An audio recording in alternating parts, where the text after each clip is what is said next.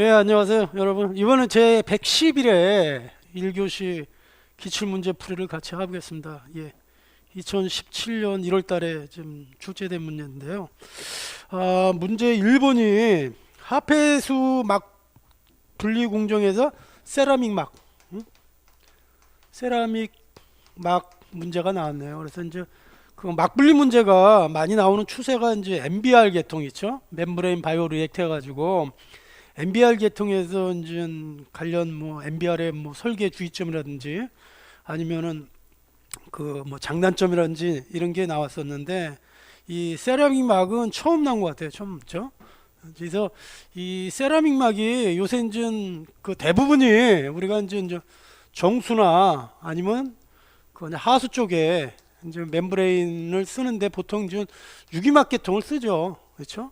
그 뭐 PE막이라든지 PES막이라든지 아니면은 그 내화학성이 좀 PVDF 뭐 근래에는 다 PVDF로 가죠. 근데 이제 그 경우에 따라서는 이 상수 쪽에 이제 세라믹을 쓰는 경우가 있어요. 그래서 일본 같은 경우에는 세라믹을 쓴 그 정수 처리장이 많습니다. 근데 세라믹 자체가 많이 안 써오던 이유가 뭐냐면은 사실 세라믹이 어떤 내열성이라든지 내화학성 이런 건 좋은데 이 굉장히 고가입니다. 그래서 많이 안 쓰는데 근데 또 추세가 국내에서도 이 세라믹 막을 어떠한 상수 쪽이나 아니면 하수 쪽에 그렇죠? 내화학성 이런 것 때문에 좀 연구가 많이 되는 것 같습니다. 그래서 실제로 뭐 2015년 같은 경우에 2015년에 그 포스코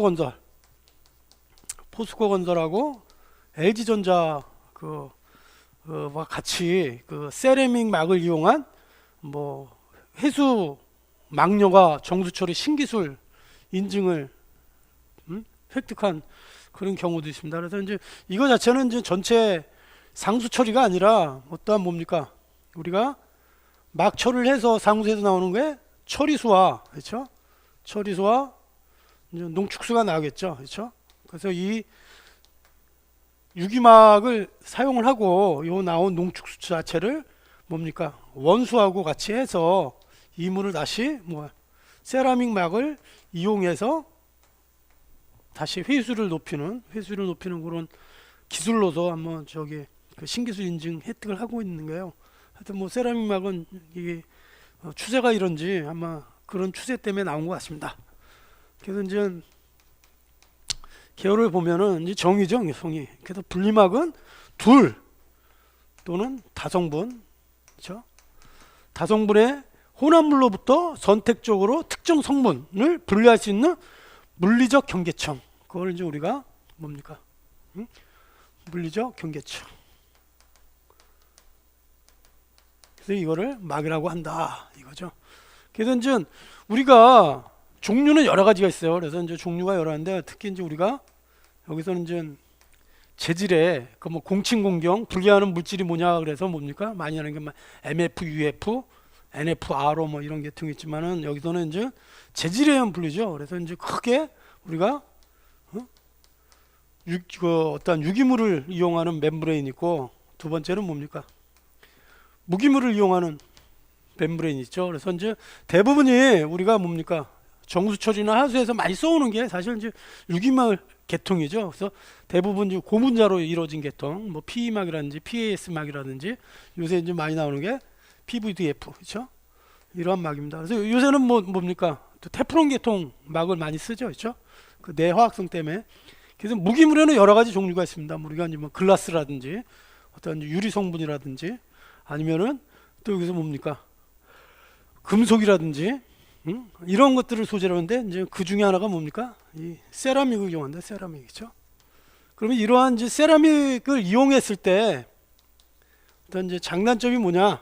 그렇죠? 장단점.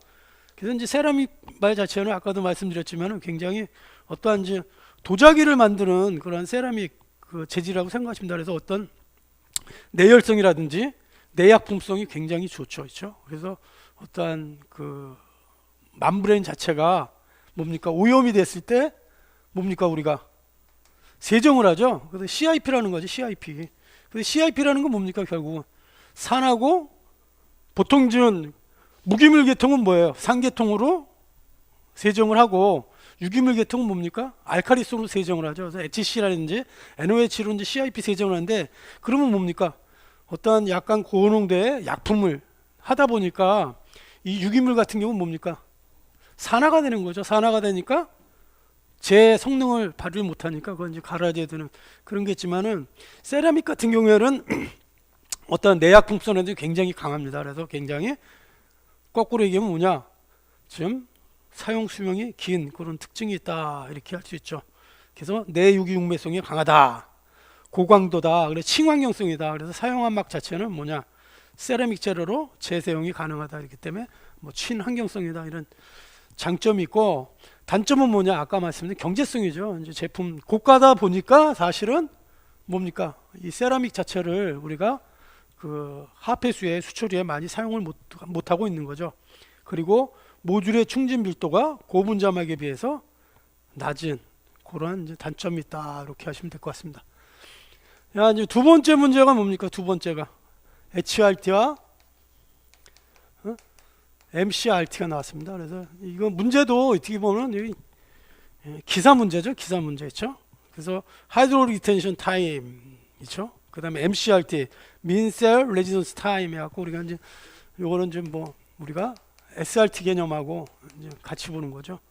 그래서 이런 문제가 나왔네요. 그래서 그 HRT라는 건 뭐냐, 그렇죠? 이 HRT라는 것은 수리학적 체류 시간이요, 수리학적, 그렇죠? 수리학적 체류 시간. 그래서 우리가 많이 쓰는 게 뭡니까? 어떠한 포기조라든지 아니면 뭡니까? 침전조에서 수리학적 체류 시간이 계산할 때 따지는 거죠. 그래서 이러한 탱크 볼륨이 있을 때, 그렇죠? 여기에 물이 들어온다 이거죠. 그래서 여기에 Q만큼 나갈 때 얼마만큼 여기에 머무느냐 이거죠. 체류 시간이죠, 체류 시간. 그래서 뭡니까?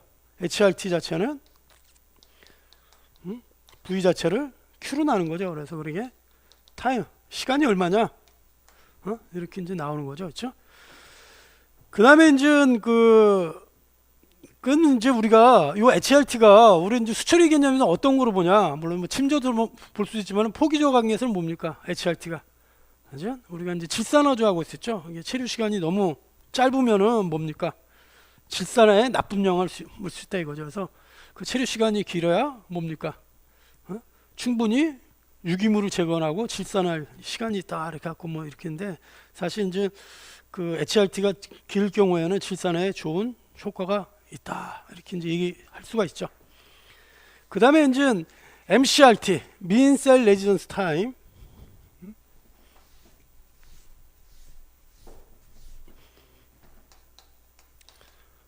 그래서 이제 우리가 이제 SRT 개념하고는 약간 틀리지만 SRT하고는 이제 거의 이제 비슷한 개념으로 보는 경우가 많죠. 그래서 반응계 내에 미생물, 그래서 어떠한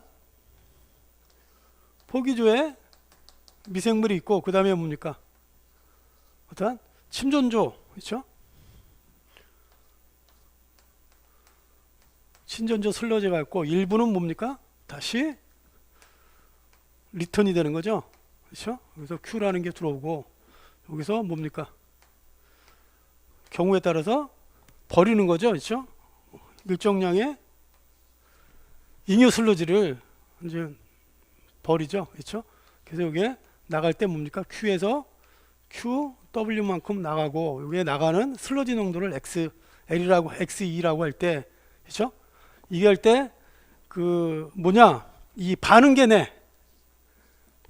내에서의 그 미생물 농도와 시스템계 외부로 줄 때는 미생물 단위입니다. 그래서 요 전체의 평균 농도를, 그렇죠? MLSS, 그렇죠? 그래서 MLSS 다시라고 했을 때 뭡니까? 전체 농도는 얼마입니까? V 곱하기 MLSS 농도죠, 그렇죠? 그렇죠? 그거를 이제 나누는 거죠, 그렇죠? 그래서 이제 요게 루베, 그렇죠?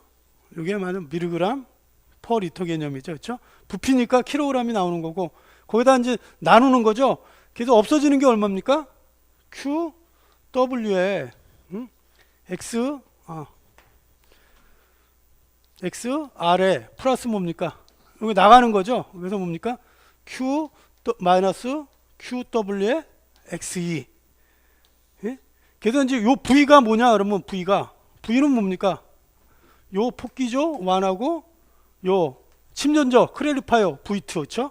V1 플러스 V2 해가지고 요게 MCRT라는 개념을 쓰고요.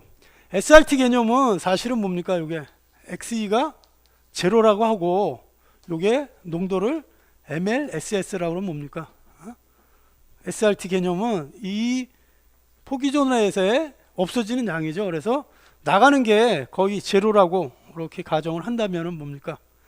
이게 폭기조의 농도 MLSS 다시가 아니라 여기는 MLSS 곱하기 뭡니까? V, 그렇죠? 폭기조의 요 없어지는 양, 그렇죠?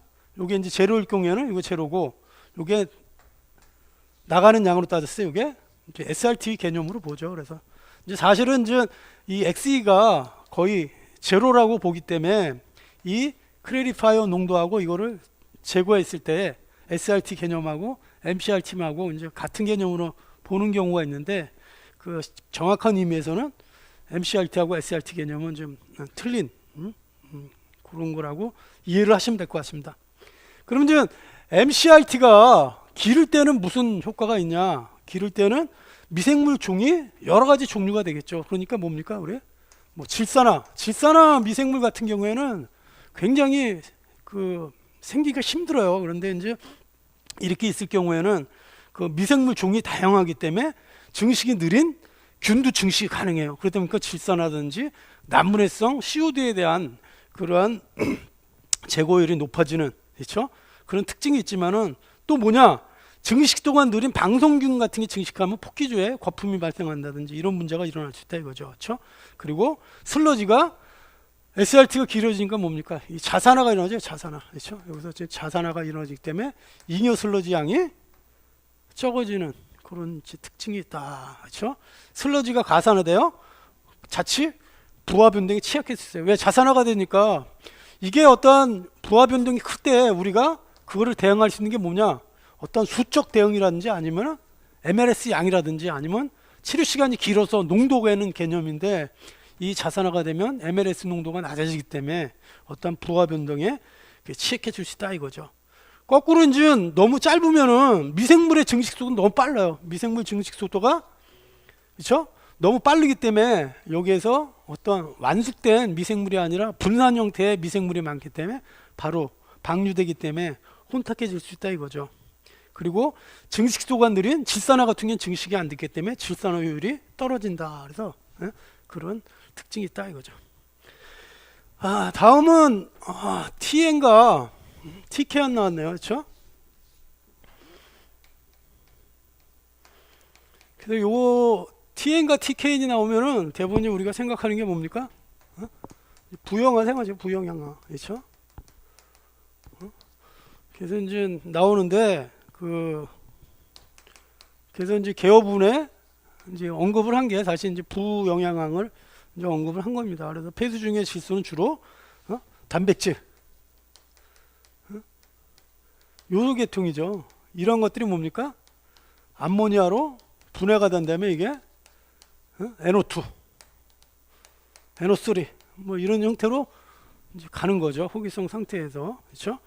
그래서 이제 이것들은 이제 그 질소와 요소가 이제 분해돼서 이런 형태로 간다 이거죠. 근데 이제 이러한 것들이 상대적으로 암모니아보다는 NO3가 많다. NO2 자체 NH4에서 NO2 되는 건 굉장히 힘듭니다. 그렇지만 NO2에서 NO3 되는 거는 산소만 있으면 바로 변경될 수 있어요. 그렇죠?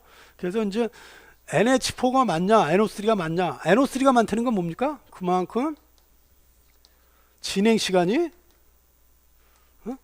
됐다는 거죠. 그렇죠? 암모니아가 많을 경우 뭡니까? 폐수가 발생된 지 분해 오래 안 됐다. 이런 거는 이제 어떠한 폐수의 나이를 알 수가 있는 거죠.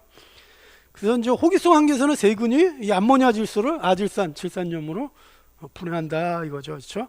그래서 이제 그렇지만 아까도 말씀드렸지만 이거는 바로 변경되기 때문에 이 중요도는 NO3가 중요하지 NO2가 중요하지는 않다 이겁니다. 그래서 이제 우리가 성분을 분석할 때 뭐냐? 이 암모니아 그렇죠? 이게 보면 토탈 암모니아 나이트로젠 종류. 그래서 암모니아 자체와 NH4. 그렇죠? 요건 뭡니까? 어떤 이제 pH에 의해서 변하는 거죠. 그래서 우리가 NH 암모니아 가스 제거하는 방법 중에 뭐가 있어요? 물리죠. 그렇죠. pH를 올려서 뭡니까? NH3로 날려보내는 방법이 있죠. 그렇죠? 그래서 이제 암모니아 가스냐 이온 형태냐. 그래서 이게 토탈 암모니아 나이트로젠이라 그러고 토탈 인오가닉 나이트로젠 그래서 뭡니까? 요런 암모니아 NO2, NO3 이런 거를 다 뭡니까? 하나의 무기물이다. 그렇죠? 무기물 계통의 질소다 이렇게 할 수 있고요. 토탈 뭡니까? 케달 나이트로젠. 그렇죠? TKN이죠. TKN은 뭐냐?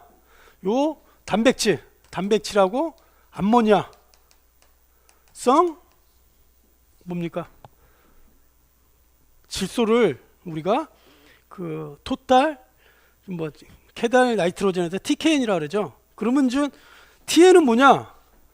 요 TKN에다가 뭐냐? NO2하고 NO3를 덮은 게 뭡니까? 플러스한 게 이게 TN이다 이거죠. 그렇죠? 걔는 이제 왜 우리 이제 유기질소 같은 경우에는 그 케달 방법으로 측정을 해요. 그런데 케달 방법 할 때 이 암모니아 가스나 암모니아 이온 자체를 뭡니까? 그 소화하지 않고 휘발하지 않고 그렇죠? 이게 썼을 때 뭡니까? 이게 다 같이 측정이 되겠죠. 그래서 이게 이제 TKN입니다. TKN. 그렇죠? TKN. 근데 이제 사실은 이제 이러한 것이 어디에 중요하냐? 그래서 이제 어떠한지 우리가 그 방류수 기준이라든지 배출오염 기준 이런 데서 뭡니까? 우리가 TKN이나 이렇게 않고 뭡니까? 대부분이 TN으로 그렇죠? TN으로 이제 규제를 하고 있죠. 그래서 토탈 TN하고 TKNB가 높다는 건 뭐예요? 그만큼 폐수의 나이가 적다. 이렇게 이제 판단을 할 수가 있는 거죠. 다음은 이제 TOC입니다. TOC. TOC가 관한 문제는 많이 나왔죠. 그렇죠? TOC 관한 문제는 많이 나왔습니다. 그래서 그 기존에 우리가 이제 유기물 측정 방법에서 뭡니까? 가장 기본적인 게 BOD가 있고요. 그렇죠? COD 망간법이 있고 그렇죠? COD 크롬법이 있고 그렇죠? 그다음에 나온 게 뭐 TOC 뭐 이렇게 해서 나왔습니다. 그래서 우리가 환경 기준 자체도 기존에는 뭡니까? 어떤 이제 BOD, COD 쪽에서 COD를 없애고 뭡니까? 어떤 이제 COD 쪽으로 변경이 되면서 TOC에 관한 문제가 이제 많이 나왔었죠. 그래서 이제 총유기탄소, 그렇죠? 총유기탄소는 수중의 유기물 중에 포함되는 탄소의 총량이 탄소의 총량. 탄소의 총량인데 이거를 우리가 TOC라 한다 이거죠. 근데 이러한 CO2라든지 HCO3 마이너스 있죠? 아니면 CO3 마이너스. 여기도 이제 T가 산소가 들어가 있잖아. 이거는 포함을 안 된다 이거죠. 그렇죠? 무기탄소를 방시 직구로 어떠한 유기물만 재는 유기물 탄소의 총량을 TOC라고 한다 이거죠. 그렇죠? 그래서 이론치에 대해 약 80 내지 100%의 값을 얻고 있다 이거죠. 그래서 이제 특징이 뭐냐? 이런 이제 TOC를 썼을 때 특징이 뭐냐? 새로운 유기성 오염물 지표로 사용된다 이거죠. 뭡니까? COD, MN, BOD 이런 거면 TOC를 하는데 이제 특징이 뭐냐? BOD, COD 실험보다 소요되는 시간을 단축시켰다 이거죠. 그 다음에 오염물질 다양성, 세균, 온도, pH, 독성 등 난분해성에 대한 대역성이 높다. 그렇죠? 그러니까 독성이 있을 때 뭡니까? BOD 같은 게 측정이 잘 안 되겠죠. 그렇죠? 그 다음에 이제 저농도에 대한 재현성이 좋다. 고용물에 대한 오차가 유발될 수 있으므로 원칙적으로 여과된 용전탄소만 정량한다. 그래서 이제 TOC 뭐 교재에도 나와 있었지만은 뭡니까? 항상 필터를 거친 다음에 이제 재개돼 있죠, 그렇죠? 0.45 마이크로 멤브레인을 거친 다음에 그 다음에 이제 실제가보다 약간 낮게 추측되는 경향이 있다. 생물학적 분해 가능한 유기물의 정량화. 이게 무슨 말이냐면 이 COD라는 것은 생물학적으로 분해한 그 분해가 쉬운 탄소와 완전 난분해성 CO들을 이렇게 분리해서 측정하는 게 어렵다 이거죠. 그렇죠? 그래서 TOC 자체는 이 물속에 탄소 함량만 측정하는 거지 그 탄소가 어디서부터 어떠한 유기물부터 오냐 그거는 측정할 수가 없다 이거죠. 그렇죠? 자연 상태 유기물질 분해 속도를 알 수 없는 등의 결함을 가지고 있다. 그죠? 자연 상태 유기물질 분해 속도 알 수 있는 건 뭡니까? BO2라면 좀 쉽게 측정을 할 수 있겠죠. 그러한 특징이 있다 이거죠. 그다음에 이제 5번 문제 기조 유출. 그래서 이제 기조 유출이라는 게 나온 건데 기조 유출이 이게 어디서 나오냐면은 2016년도에 그 제2차 물환경 관리 기본 계획이 나왔습니다. 그래서 이제 그때 나왔을 때 그 물환경 관리 기본 계획에 나오는 내용입니다. 이게 기조 유출이라는 게. 그래서 이제 교재에도 보시면은 거기 잘 보시면 기조 유출에 대한 게 나옵니다. 그래서 기조 유출은 뭐냐? 그 순환 과정 중 물이 순환 과정 중 투수면을 통해 어떤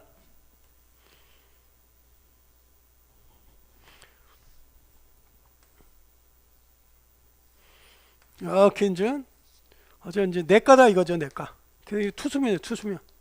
근데 비가 오면 뭡니까?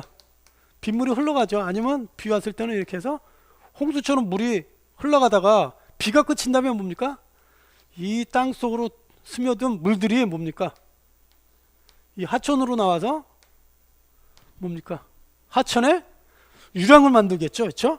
그래서 지화수와 지표와 유출의 형태로 하천으로 다시 유천하는 거, 하천으로 이렇게 날아가는 게 그게 이제 기저 유출입니다. 그래서 이것이 기저 유출인데 중요성이 뭐냐?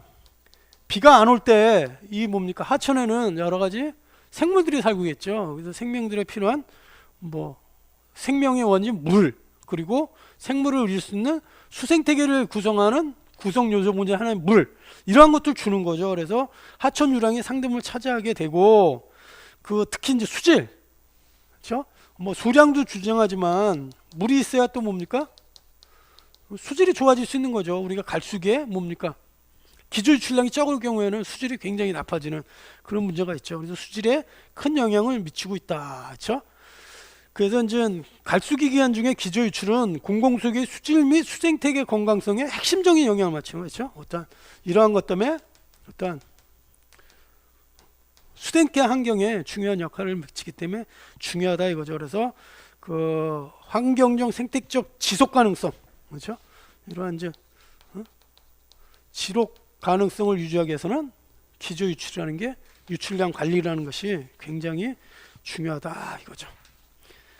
자, 다음에 이제 수돗물 안심 확인제.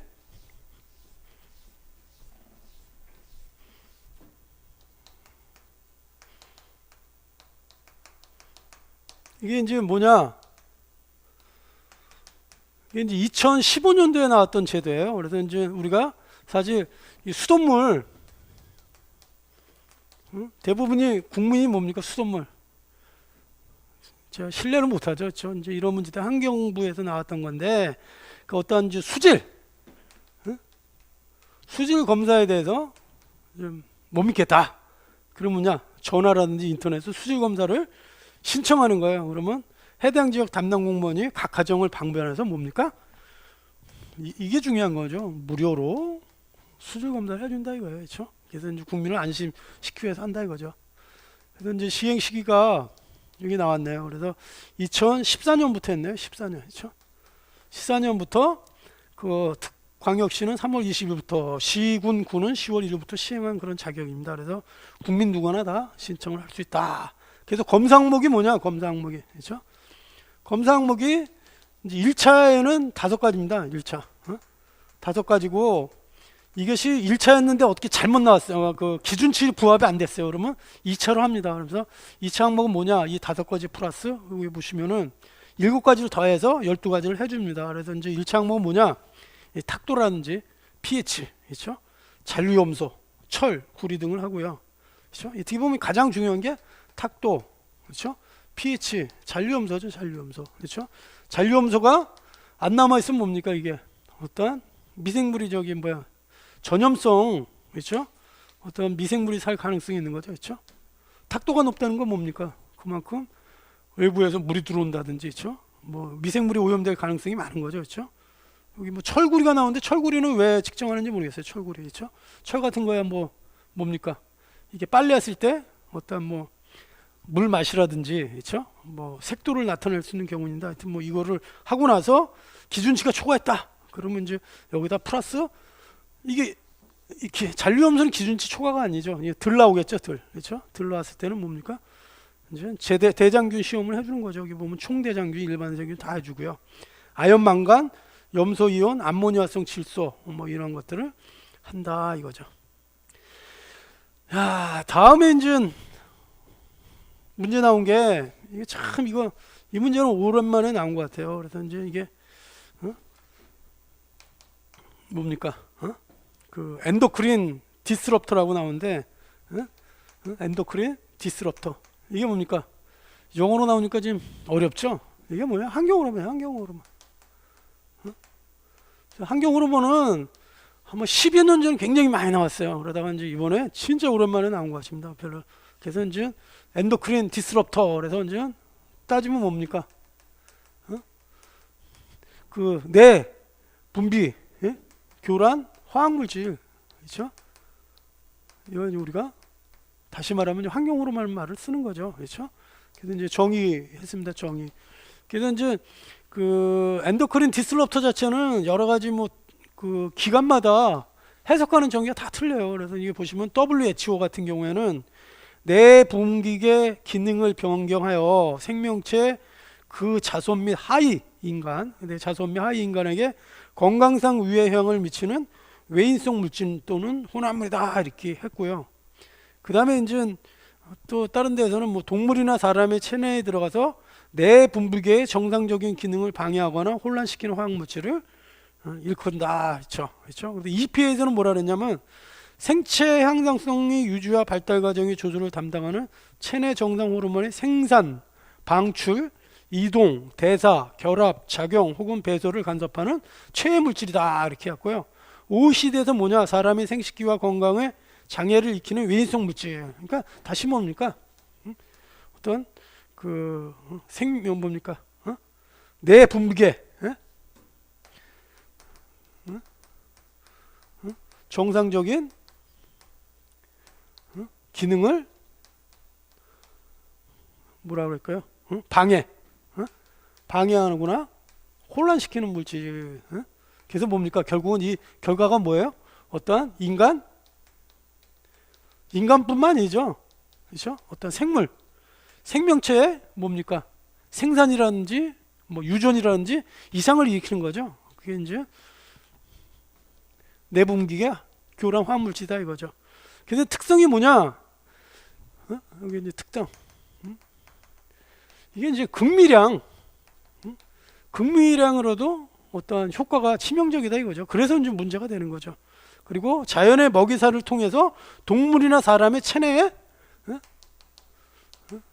생체 축적이 된다는 거죠. 축적. 그렇죠? 그다음에 뭡니까? 환경 중 생체 내에서 반감기가 반감기가 길다는 건 뭡니까? 몸에서 잘 안 없이다는 거죠. 그러니까 계속 오랫도록 영향을 미친다 이거죠. 그 다음에 지용성, 지방 조직에 농축하는 그런 특징이 있다. 그래서 이제 종류가 뭐냐, 종류. 가장 여러분이 많이 쓰는 게 뭡니까? 다이옥신이요, 다이옥신이죠. 많이 들어보셨을 거예요, 그렇죠? 다이옥신류, 그렇죠? 그래서 뭡니까 우리가?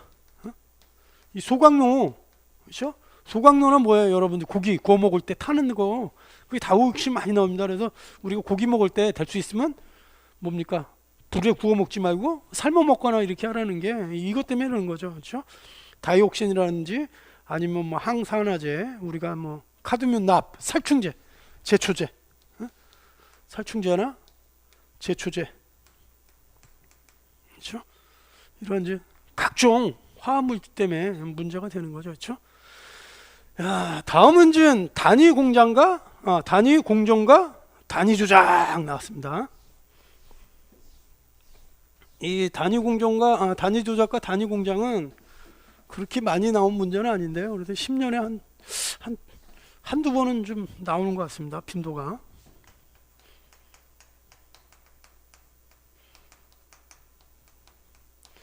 그래서 이제 이건 사실 단위 공정과 단위 조작은 어디 나오냐면요. 여러분이 그 환경부에서 나온 하수도 시설 기준, 그렇죠? 2011년에 나왔죠. 2011년. 그래서 아마 저는 이제 개인적으로 뭡니까? 상시도 시설 기준하고 하수도 시설 기준이 있어요. 이것도 2010년인가요? 이렇게 나왔는데 하나 이게 수질 관리하는 사람이 하나의 바이블이라고 생각해. 바이블, 그렇죠? 그래서 웬만한 내용이 다 있습니다. 그래서 이제 혹시 이제 여러분들 우리 이제 기술사 공부를 하신 여러분께서는 될 수 있으면 이 책 정도는 한번 뭐 습독을 하시는 것도 굉장히 공부하는 방법 중에 좋은 방법 중에 하나입니다. 이게 바이블입니다, 바이블. 그래서 이게 이제 뭐 그 책을 구매할 수도 있고요, 아니면 인터넷상으로도 이거 이제 쉽게 파일로 뭡니까 올라가는 경우도 있습니까, 파일로. 그래서 이거는 꼭 필히 한번 습독을 하시는 것도 좋은 공부 방법 중에 하나입니다. 그래서 여기 보면 제4장에 보면 하수도 시설 기준에 보면 제4장에 보면 수처리 시설이 있어요. 수처리 시설. 여기 보면은 수처리 시설에 4-1 이 총솔란 중에 365페이지인가요? 365페이지에 보면은 거기 처리공법의 선정 나옵니다. 그래서 2교시인가 3교시 또 문제가 나요. 뭐 하수폐수 처리 공정할 때 어떤 사항을 고려해야 되냐 그거 나오는데 거기에 보시면 이게 나와요. 단위 공정과 단위 공정에 대해서 나옵니다. 그렇죠? 그래서 아마 참고를 하시면 될 것 같아요. 그래서 단위 조작은 뭐냐? 단위 조작.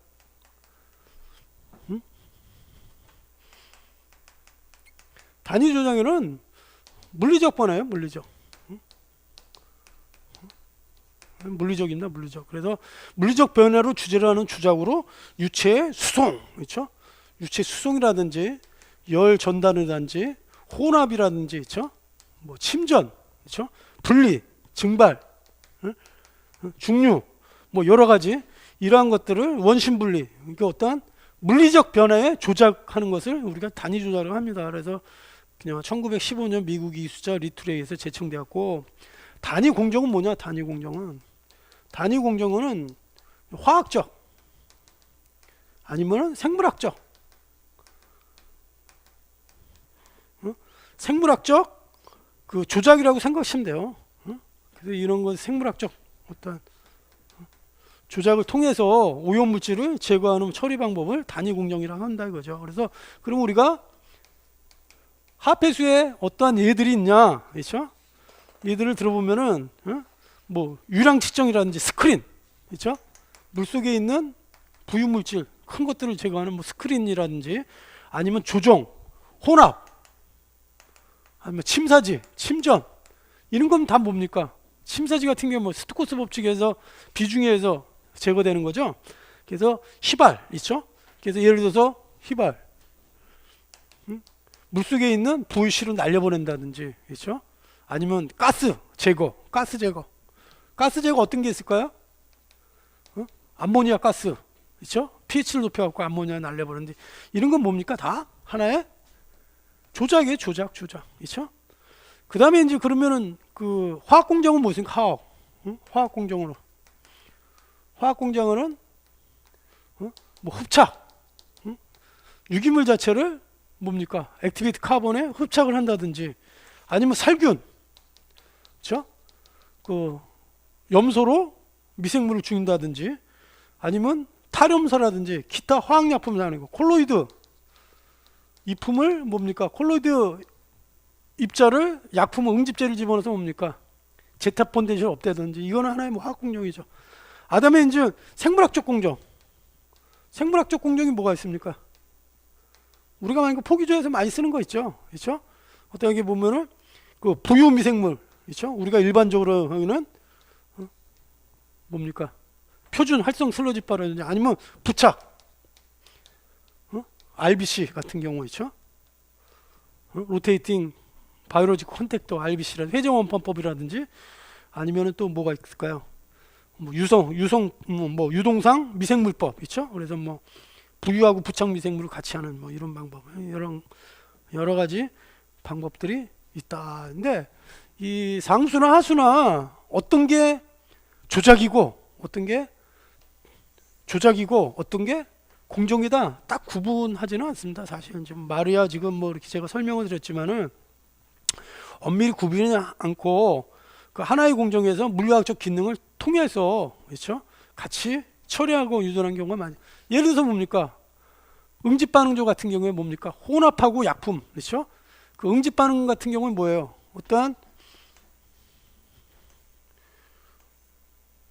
물속에 뭡니까? 응집제를 집어넣죠. 그렇죠? 그러면 어떠한 콜로이드 입자의 뭡니까? 표면에 화학적인 제타 펀드시를 없애는 거죠. 그건 뭡니까? 어떠한 화학 공정이죠. 화학 공정이지만 플럭 자체가 점점 커지는 거. 이거는 어떻게 보면 또 뭡니까? 어떠한 반달 발생에 의해서 커진다 그러면 뭡니까? 일단 물리적 조작이라고 할 수 있죠. 그러니까 딱 구분한다는 게 조작과 그 단위 조작과 단위 공정을 딱 구분한다는 게 사실은 쉽지는 않다 이겁니다.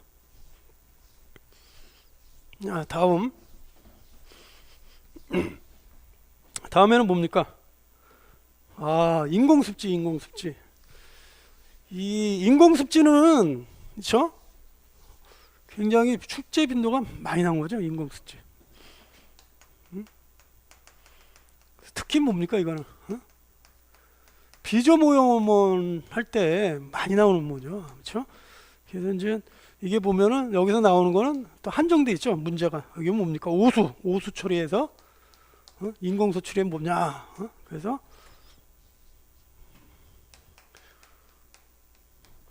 보겠습니다. 그래서 오수 처리형 인공수치란 말 그대로 뭡니까? 인위적 조성이죠. 인위적 조란 습지에 뭡니까? 그 오수를 집어넣어서 처리하는 거죠. 그렇죠? 인공습지. 그래서 어떤 그 땅 속에 있는 땅의 여과정이라든지 아니면 식물에 의한 식물 작용이라든지 땅 속에 있는 뭡니까? 그 식물 뿌리라든지 거기에 있는 미생물의 작용에 의해서 처리하는 그게 이제 인공수치다 이거죠. 그래서 기작이 나옵니다. 제거 기작. 그래서 이제 제거 기작을 보면은 첫 번째가 그게 뭡니까? 여과작용이죠. 여과작용. 그래서 이제 대부분의 기지층에 여과작용이죠. 그렇죠? 어떤 여과작용에서 부유물질이 제거된다. 두 번째는 뭡니까? 유기물 제거 기작인데 유기물.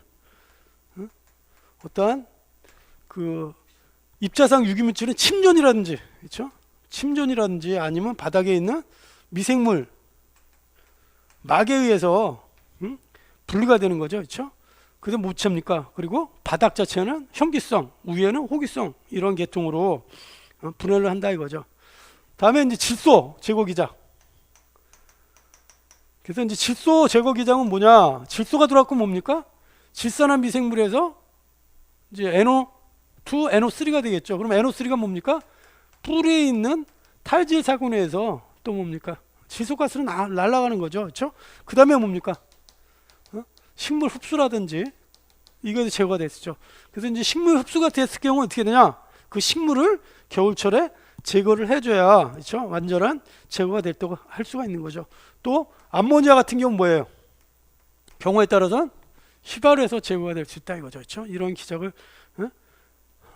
한다 이거죠. 인 제거 기작. 인 같은 경우 뭐냐?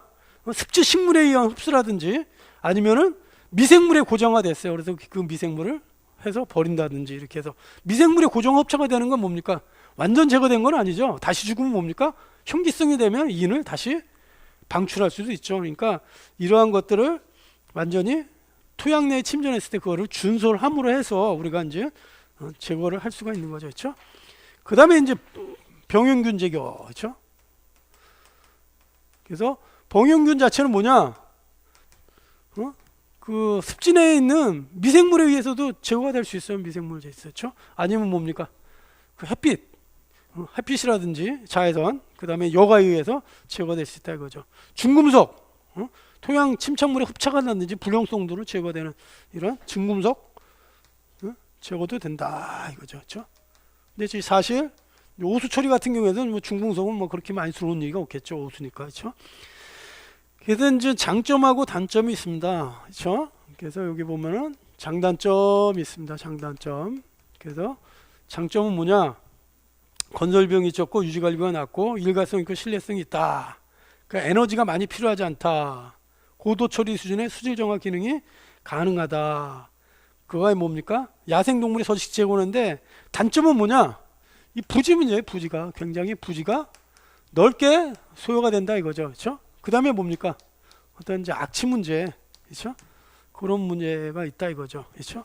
그리고 이제 모기 발생 문제라든지 습지, 식물 관리라든지 그리고 또 뭡니까? 어떤 겨울철 기온 온도 저하에 의한 처리율이 떨어진다든지 이런 문제가 있죠. 그 다음에 이제 포기조 BOD 부하와 FMB 나왔네요. 그래서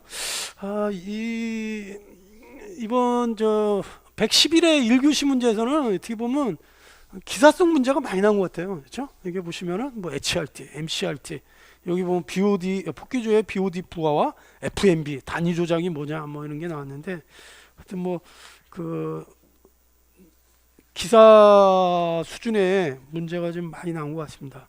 그래서 이제 BOD 용접 부하, FMB가 뭐냐? 뭐 후드 마이크로 오르가니즘 있죠? 이겁니다. 그래서 이제 BOD 용접 부하란 뭐냐? BOD 유입되는 유기물을 말한다. 그렇죠? 그래서 Q가 들어온다 이거 Q. BOD가 C라는 BOD가 들어온다 이거죠. 그러면 이게 용적이 V다 이거예요. 그럼 뭐냐? Q. 그렇죠? 이게 뭡니까? 루베퍼 데이고 농도가 뭡니까? BOD가 미리그램 퍼 리터 아니면 미리그램 메다 삼승 있죠? 요거에다가 BOD 용적부하 V 메다 삼승 이게 뭡니까? 이거 없어지죠, 그렇죠? 다시 말해서 뭡니까? 단위가 QC의 V는 뭡니까? 용적당 하루에 몇 킬로그램의 BOD가 처리가 되냐? 뭐 이 기준이에요, 이 기준, 그렇죠? 뭐 이런 식으로 쓰면 됐죠, 그렇죠? 메다 삼성. 이게 BOD 용적부하입니다, 용적부하. 그 다음에 이제 FMB는 뭐냐? FMB는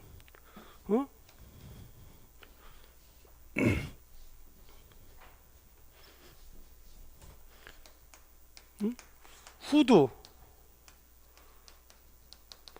그리고 오르가니즘 미생물에 먹이를 얼마 주냐, 그렇죠? BOD예요, BOD. 그러니까 이제 예를 들어서 먹이라는 게 얼마입니까? 이 BOD잖아요. Q 곱하기 C죠, 그렇죠? 이거를 미생물이 얼마냐? 미생물이 뭡니까 이게 MLS 농도가 MLSS라고 그랬대. MLSS 아니면 MLVSS 개통을 할 수 있죠. 그래서 MLSS 곱하기 뭡니까? 이게 단위가 이것도 마찬가지로 뭐 미리그램 퍼 리터니까 뭐 킬로그램 메다 삼승 곱하기 뭡니까? V 메다 삼승 그렇죠? 그 QC 아까 QC가 뭡니까? 그래서 요거는 킬로그램 BOD 퍼 데이죠. 그렇죠? 그러면 이거 뭡니까? 마찬가지로 킬로그램 BOD 퍼 데이에 뭡니까? 킬로그램 ml SS 얼마냐? 뭐 이런 단위로 나타난 거죠. 그래서 요 활용은 어떻게 하냐? 뭐 우리가 대략적인 설계 기준이 있죠. 뭐 F1B는 얼마, BOD 용적분은 뭐 가이드라인을 쓰는 경우도 있습니다. 그래서 이제 우리가 하수 같은 경우에는 특별히 BOD 실험을 안 하더라도 뭐 표준 활성 슬러지법이라든지 장기 포기법, FMB와 뭡니까? 용적 부하를 맞춰서 이제 계산을 하게 되는 거죠. 폭기적 용량을. 다음에 이제 마이크로 버블에 의한 하합해수의 부상분리법 나옵니다. 그래서 이제 마이크로 버블이 나오는데요. 이제 기존에는 이 SS를 제거하는 방법이 뭡니까? 크게 중력에 의해서 깔아앉히냐 아니면 거꾸로 뭡니까? 중력보다 가볍게 해서 위로 뜨게 해서 제거하냐. 그래서 우리가 응집 친접법하고 뭡니까? 부상법이 있는 거죠. 부상법. 근데 이제 여기서 나온 거는 그 일반적인 그 버블을 일반 버블이 아니라 마이크로 버블. 요새는 뭐 나노 마이크로 버블 뭐 이렇게 있는데요. 이 마이크로 버블을 써서 하는 부상 불법에 대해서 뭐 설명하라 이렇게 나왔습니다. 그래서 보면은 그 부상 불법은 뭐냐? 기포를 부착시킨 거야. 기포. 키워드가 뭐냐? 기포 부착하는 거. 어디? 해서 비중을 낮게 해서 뭡니까? 기포를 뭡니까? SS를 그 겉부기 비중을 작게 함으로써 고액 분리하는 거. 고액 분리 있죠.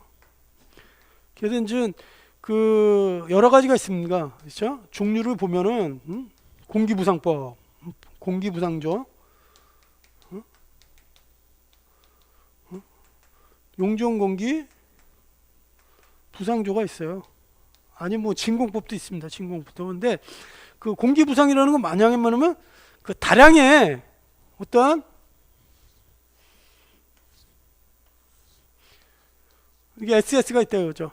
그래서 요 기초에다가 에어를 붙여서 이게 뜨게 하는 거죠. 그렇죠? 근데 이 버블 자체가 다량의 공기, 일반 공기라 이거죠. 그렇죠? 미세형 기포 10의 3승 마이크로미터. 그러니까 뭡니까? 10의 6승 마이너스 6mm니까 그렇죠? 10의 마이너스 3승 마이크로미터 정도로 10의 마이너스 3승 밀리미터 정도의 기포를 해서 이제 부상 기능하는 것을 이제 공기 부상조고, 용진 공기는 뭐냐면 그 폐수 중에 용존에 있는 그 공기를 이용하는 거죠. 그래서 이제 대기압으로는 됐지만 속에 있던 기포가 기압을 꽉 줘서 내보내요. 기압을. 그럼 기압을 요구했던 게 기압이 대기압으로 가면 어떻게 됩니까? 이게 커지겠죠. 이렇게. 그래서 이런 것들을 붙여갖고 왔는데 그때 크기가 뭐 10의 3승 마이크로미터보다 이하의 미세형 기포를 발생시켜서 부착해서 비중을 감소시켜서 처리하는 방법이다 이거죠. 그래서 이제 마이크로 버블은 뭐냐? 마이크로 버블. 마이크로 버블이라는 게 이제 뭐 10의 마이너스 10의 3승 마이크로미터 이하를 뭐 여기서는 이제 그 마이크로 버블이라고 하는데 여러 가지 종류가 있습니다. 뭐 생리 활성에 사용하는 10에서 40 마이크로, 뭐 유체 물리에 사용하는 100 마이크로 이하. 그리고 요새는 뭐 10 마이크로 미터 이하보다 뭐 나노 마이크로 버블을 하는데, 요런 이제 마이크로 버블, 밀리 버블을 이용해서 그 하는 게 그 이 마이크로 버블 부상법입니다. 그러면 이제 그 센티버글, 그러니까 1cm, 그러니까 10의 3승 마이크로미터보다 큰 버블과 그 이하의 마이크로 버블 특징이 뭐냐? 기포의 자름이죠. 기포의 자름. 지름이 작다 이거죠. 그러니까 마이크로 사이즈가 작으니까 마이크로 버블이겠죠. 그 다음에 유체 역학적 특성이 뭐냐? 특성이 뭐냐면은 이게 상승 속도가 낮아요. 이게 그렇죠? 이게 조그맣게 보니까 이게 올라가는 시간이 굉장히 적습니다. 그리고 일반 공기는 이게 올라갈수록 뭐예요? 압이 낮으니까 이게 커지겠죠. 이렇게. 근데 이거는 마이크로 버블은 거의 크기가 일정하다 이거. 그리고 또한 마찰 저항이 작다 이거죠. 그렇죠? 기포 내 압력이 높고 기체 액체 경배 면적이 크고 가스 요행이 크고 용해 및 수축을 동반한다. 그렇죠? 이런 특징이 있다 이거죠. 그래서 이제 그 부상조의 특징이 뭐냐? 마이크로 버블을 쓰는 부상조 특징은 뭐냐? 거기 나와 있죠. 그렇죠? 그래서 직경이 작아 체류 시간이 하이드로 리텐션 타임이 길다 이거예요. 이게 긴 특징이 있다. 다음에 음전화로 대전되어 미세 기포가 수중에 부유하고 있는 SS를 흡착하여 서서히 부상한다. 그렇죠? 음전화에 의한 뭐냐? 어쩌한 정전기 이런 것 때문에 뭡니까? 그 SS 성분을 있죠? 흡착하는데 흡착하면서 부유하는 그런 특징이 있다. 그 다음에 서서히 부상함에 따라 슬러지가 탈락률이 기존 가압 부상 시스템에 비해 현저히 작다. 그렇죠? 가압 부상 같은 경우는 이게 오르면서 이게 플럭이 깨진다든지 뭐 이런 게 있는데 이러한 이제 탈락 현상이 없다. 이런 특징이 있다 이거죠. 그래서 강한 유성이 발생하지 않는 구조로 부성된 슬러지 외부 충격이 가해지지 않아 부상 상태로 있다 이거죠. 부상 상태로 유지한다. 그러니까 처리율이 좋다 이거죠. 이게 플러그가 깨지지 않고 부상 상태로 그대로 있다 이거죠. 그렇죠? 야, 그 다음에 이제 문제가 나왔네요. 그 다음에 문제 나온 거네. 아까 이제 TOC하고 뭐 비슷한 문제라고 할 수 있죠. 유기물 측정하는 거. 그래서 이제 왜 유기물 측정하는데 BOD, COD, TOC가 있는데 왜 호소에서는 수질환경 기준에서 BOD 대신 COD를 채택하고 있는 건 뭐냐? 근데 이거 문제가 틀렸죠. 사실 뭡니까? 2015년 12월 30일까지 우리가 안 수질환경 기준 뭐예요? 수질환경 기준. 수질환경 기준이 뭡니까? 수질환경. 그렇죠. 교과서 맨 저기 보시면은 이 우리가 그 행정상의 목표죠. 그렇죠. 우리 뭐 4대강 그래서 이제 수질 관리 목표로 나누는데 수질환경 기준은 뭐가 나옵니까? 그게 하천, 호소, 그 다음에 뭡니까? 지하수, 해양. 그래서 이제 하천 같은 게 뭡니까? 생활환경 기준이 있고요. 그렇죠? 뭡니까? 건강, 상목의 생활환경 기준이 있죠. 호소도 마찬가지여서 생활환경 기준은 뭐예요? pH, SS, 뭡니까? DO, 대장균, 뭐 이런 것들이 있죠. 근데 이제 여기서는 이제 COD라는데 여기서 이제 기존에는 하천은 BOD를 썼어요. 근데 여기는 BOD 대신 COD를 썼습니다. 그래서 뭐 1등급 A일 때 COD가 옛날에는 이제 뭐 1ppm이었다가 이거를 2ppm으로 올린 적이 있었어요. 그래서 왜 1ppm을 안 하고 2ppm을 하냐 그런 문제가 나왔었는데 지금 자체 COD 자체를 안 씁니다. 그러니까 이제 문제가 사실 잘못된 거예요, 이게. 그렇죠? 출제위원이 좀 그 법이 바뀐 거 좀 모르신 것 같아요. 일단 문제가 나왔으니까 그래서 요새는 뭡니까? TOC 씁니다. TOC. 그래서 이제 TOC를 쓰는데 그 왜 그러냐? 간략하게 설명 한번 보시도록 하시죠. 그래서 이제 BODC 대신 COD를 채택하면 뭐냐? BOD는 뭡니까? 생물학적 산소형이죠, 그렇죠? 생물학적 산소요구량. 근데 이제 하천 같은 경우는 뭐가 있죠? 뭡니까? 호수 같은 경우에는 뭐가 있습니까? 조류가 있죠, 조류. 조류도 하나의 생물체죠, 이게. 이게 뭡니까? 호흡하고 광합성을 하죠. 낮 동에는 뭡니까? 산소를 발생해요. 밤에는 호흡을 하니까 뭡니까? 산소를 소비하죠. 그렇죠? 그리고 조류가 죽었을 때 뭡니까? 이게 하나의 유기물이 되는 거죠. 유기물이 되는 건 뭡니까? 이게 다시 BOD 성분이 나타나죠. 그래서 이제 이 조류에 의해서 어떤 BOD 값이 틀려질 수 있는 겁니다. 이 조류에 의해서. 그래서 이제 사실 그 호수에서는 COD를 쓰지 BOD를 쓰지 않고 COD를 쓰는 이유가 이러한 어떠한 조류의 호흡이나 뭡니까? 강압성에 의한 O2 변화 그리고 이 조류 자체에 뭡니까? 사멸에 의한 BOD 유기체에 의한 오염물이 다시 용존산소를 소비하는 그런 거기 때문에 사실 이러한 방해를 받지 않기 위해서 COD를 오염지표로 쓰게 된 겁니다. 그래서 이제 여러분들이 그렇게 좀 정리를 하시면 될 것 같고요. 지금 뭐 1교시 같이 문제를 풀었지만은 중요한 거는 뭐냐? 여러분들이 이게 단순히 그냥 이해하시는 것도 좋지만 한번 답안지를 작성하세요. 그래서 이 답안지에 나오는 거를 그대로 외워서 치려면 여러분 못 씁니다. 그래서 뭡니까? 키워드 방식으로 여러분이 내가 알고 있는 지식을 뭡니까? 내가 알고 있는 지식을 누구한테 전달을 해줘야 되죠? 채점자한테 알려줘야죠. 채점자. 그렇죠? 그럼 뭡니까? 어떠한 프로 쓰는 것보다는 키워드 방식으로 써야 된대요. 키워드. 그렇죠? 키워드 방식으로 쓰고 여러분들이 어떠한 일목요연하게 그렇죠? 나타낼 수 있도록 써야 된다. 그러면 이걸 어떻게 하냐? 외워서 쓰시는 거 안 되는 거예요. 여러분이 자꾸 연습을 하세요. 연습. 그래서 교재에 이렇게 나왔지만은 이게 그 시험 페이지 뭐 3분의 2 내지 1페이지 동안 내가 채점자한테 어떻게 내가 알고 있는 지식을 전달할 거냐 고민을 하면서 자꾸 스치는 연습을 해요. 그래서 그렇게 해야만이 여러분이 이거 쓰는 게 아니라 이렇게 쓰는 연습을 하시되요 시험 보러 가서도 여러분이 일목요연하게 이게 쓰는 게 습관화돼 가지고 습관화돼서 나오는 겁니다. 그러니까 단순히 그냥 논으로만 공부하지 마시고 한번 이 교재도 교재지만 다시 한번 여러 가지 다른 교재도 한번 같이 찾아보면서 다 여러분이 뺄 건 빼고 살 붙인 건 붙여갖고 나름대로 답안지를 정리해 보시기 바랍니다. 예, 이번 시간은 여기까지 하도록 하겠습니다. 예, 감사합니다.